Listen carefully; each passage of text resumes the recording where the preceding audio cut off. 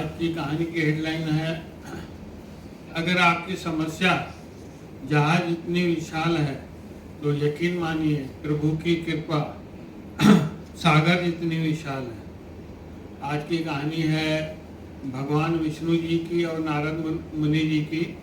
एक दिन नारद मुनि भगवान जी के पास आए, बोले भगवान जी ये पृथ्वीलोक में क्या चल रहा है? जो आपकी पूजा कर रहे हैं, आपका भजन सिमरन कर रहे हैं, आपका आराधना कर रहे हैं, वो दुखी हैं, परेशान हैं, और जो आपका नाम नहीं ले रहा है, जो आपकी पूजा नहीं कर रहा है, बहुत पैसे कमा रहे हैं, ऐश कर रहे हैं, ऐसा क्यों?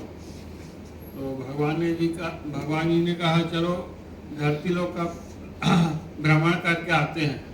दोनों साधु के वेश में आते हैं। जैसे पृथ्वी लोक पहुँचते हैं तो सामने से एक बड़ा मकान दिखता है, तो वहाँ दोनों चले जाते हैं भिक्षा के लिए।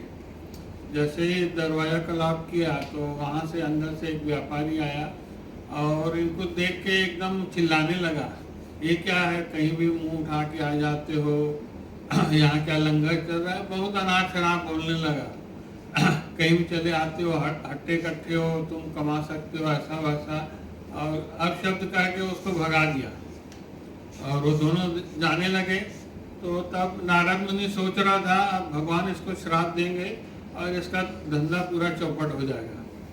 तो जैसे ही थोड़ा आगे बढ़े और विष्णु भगवान जी पीछे मोड़े और उससे कहा, और तुम पैसे कमाओ, फूलो फलो, दिन दुगनी रात चौगनी करो। नारद मुनि को समझ में नहीं आया कि प्रभु ने उसको हमको इतना भरा भुला कहा और उसके बाद उसको आशीर्वाद दिया, ये क्या है? चलो थोड़ा आगे गए तो उनको एक कुटिया दिखी। वो कुटिया में एक बूढ़ी अम्मा रहती थी, वो भगवान का भजन सिमरन करती थी और उसके घर के बाहर एक गाय बंधी हुई थी। ये दोनों वहाँ पहुँचे भिक्षा के लिए। जैसे ही दरवाजा खटखटाया तो माता जी निकली, बोले आइए जजमान जी। बोले मैं भोजन तो नहीं करा सकती मगर मेरे पास गाय है, आपको दूध जरूर पिलाऊंगी। तो दोनों के लिए चटाई बिछाई, दोनों को बिठाए आदर सम्मान से और दोनों के लिए दूध ले आई। दोनों को दूध दिया, 2 गिलास दूध पिए। उसके बाद वो सम्मान ने कहा कि प्रभु बाबा जी से ये प्रार्थना करना है कि मैं भगवान की आराधना प्रार्थना करते रहूं, मैं ऐसी में खुश हूँ। तो तथास्तु कह के उठ के चले गए। जैसे ही थोड़ा आगे गए भगवान जी पीछे मुड़े और बोले जो तुम्हारी गाय है कुछ दिनों में चल बसे। अब नारद मुनि से रहा नहीं गया, ये क्या है प्रभु, जो हमको गाली गलौज दे के बाहर निकाल दिया उसको आप बोलते हो और खूब पैसे कमाओ, और जो बूढ़ी अम्मा ने हमको दूध पिलाया उसके लिए बोलते हो तुम्हारी गाय चल बसे। बोले समझना चाहते हो? बोले हाँ।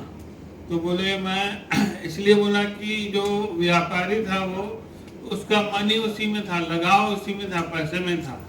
अब जब उसकी मृत्यु होगी ना तो वो मृत्यु के बाद वो सांप का जन्म लेगा और तिजोरी के सामने बैठा रहेगा। और ये जो बूढ़ी अम्मा है, मैं नहीं चाहता कि ये जब इसकी मृत्यु हो और ये गाय का सिमरन करे और मेरी गाय को कोई ले तो नहीं जाएगा, कोई चोरी तो नहीं करेगा, कोई मार तो नहीं देगा।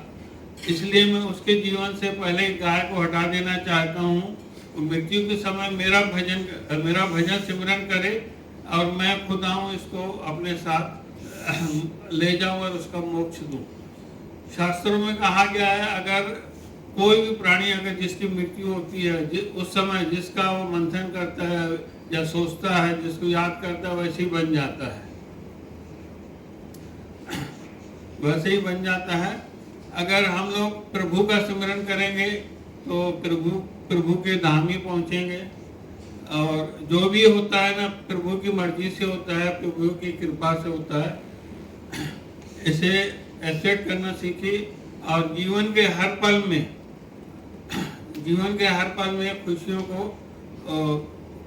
खुशियों में बनाए रखें।